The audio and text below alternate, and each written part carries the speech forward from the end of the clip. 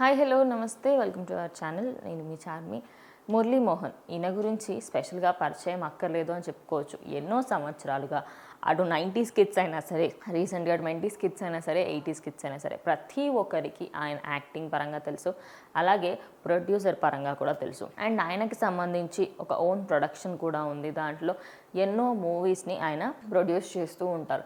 అయితే మూవీస్ని ప్రొడ్యూస్ చేస్తూ చాలా కాలంగా అటు సినీ రంగంలో మంచి ఫేమ్ సంపాదించుకున్న ఆయన మెల్లిమెల్లిగా సినిమా ఇండస్ట్రీ నుంచి కొంచెం తప్పుకొని ప్రొడ్యూసింగ్లోకి రావడం జరిగింది. అటు తమ్ముడితో పాటు కలిసి ఈయన అండ్ అలాగే వాళ్ళ బ్రదర్ ఇద్దరు కలిసి ఒక సంస్థను స్టార్ట్ చేసి దాని నుంచి మంచిగా ఎన్నో సినిమాలు ప్రొడ్యూస్ చేశారు.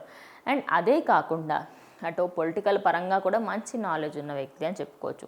రీసెంట్గా తిన గురించి ఒక టాక్ అయితే బయటకు వచ్చింది. అంటే ఒక ఛానల్లో ఇచ్చిన ఇంటర్వ్యూలో ఆయన మాట్లాడుతూ యాంకర్ అడిగిన ప్రశ్నకి రాజకీయాలకు సంబంధించి మీ అభిప్రాయం ఏంటి, సినిమా రంగానికి ఏపీ రాజకీయాలు ఎలాంటి మార్పులు చేశాయి ఇన్ని సంవత్సరాలు అని అడగ్గా ఆయన మొట్టమొదటిగా చెప్పింది జగన్మోహన్ రెడ్డి ఓడిపోవడం మంచిదే అయింది. ఎందుకంటే ఆయన వల్ల వచ్చిన ఎంతోమంది ఇన్వెస్టర్లు కూడా వెనక్కి వెళ్ళిపోయారు, వచ్చిన మంచి వాళ్ళు కూడా వెళ్ళిపోయారు, ఉన్నదంతా ఊడ్చుకున్నారు. అండ్ ఉన్నదాన్ని అమ్ముకోవడము, ఇలా సినిమా రంగానికే కాకుండా ఇండస్ట్రీ పరంగా కూడా ఎలాంటి లాభాలు చేకూరలేదు.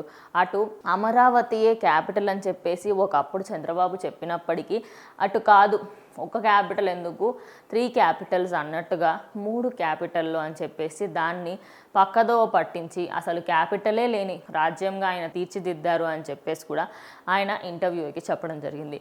సో ప్రజెంట్ ఆయన చెప్పిన మాటల్లో ప్రతి ఒక్కటి నిజమే అని సోషల్ మీడియాలో ప్రతి ఒక్కరు ఆయనకి సపోర్ట్ చేస్తూ మాట్లాడతారు. అటు రాజధాని లేకుండా, అటు జాబ్ లేకుండా, ఐటీ ఇండస్ట్రీ లేకుండా, అలాగే సినిమా ఇండస్ట్రీకి సంబంధించి ప్రతి ఒక్కసారి సినిమా ఇండస్ట్రీని తక్కువ చేయడానికి ఆయన ప్రయత్నిస్తున్నారు అనే వార్తలు వినిపించాయి. మరి మొత్తంగా మురళీమోహన్ చెప్పిన ఈ మాటలు మీకెంత మటుకు కరెక్ట్ అనిపించాయి? అసలు ఆయన చెప్పింది కరెక్టా రాంగా అనేది మీ అభిప్రాయాన్ని కింద కమెంట్ చేయండి.